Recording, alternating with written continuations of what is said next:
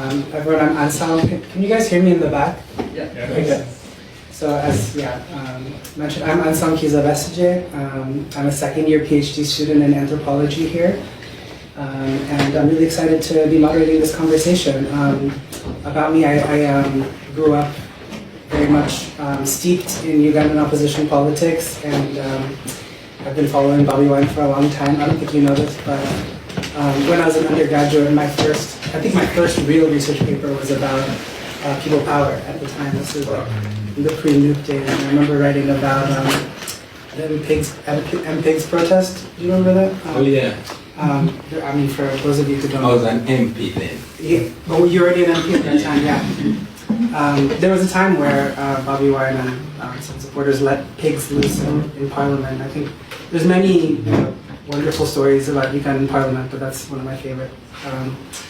So yeah, I've been a fan for a long time, and I think it's really important that we have this discussion here.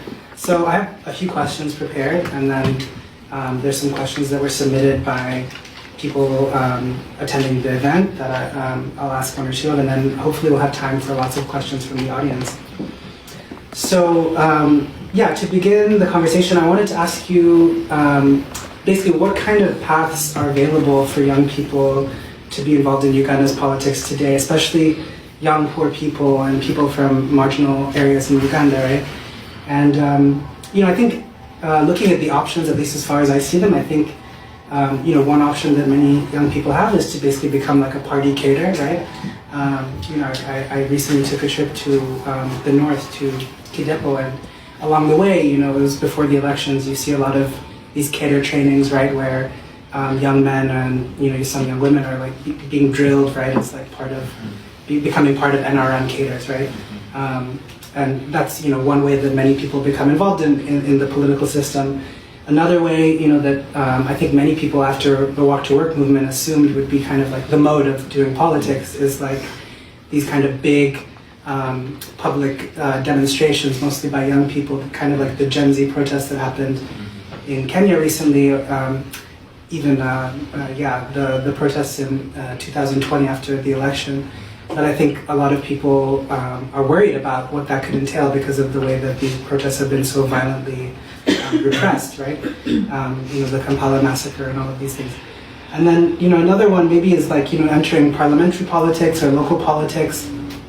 This is a choice that I've seen more young people take up over the last several years. And obviously, you took people power from, a grassroots organic movement to a political party.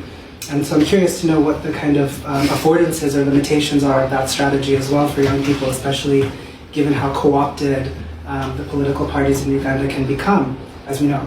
And then maybe there's something else, something outside of these kind of strategies that you can speak to. One thing that I was thinking about was from before your entry into politics, when you were involved when you were still producing music and were part of Firebase Crew, which I always thought was interesting for many of you who don't know. Firebase Crew was this collection of musicians, but it was also kind of structured like a party. So there was like a president, a vice president. There's this way that there's different political forms that map onto each other. So I guess I'm just curious to know what kind of avenues do you see available for young people out of all of these, and which other ones you might imagine?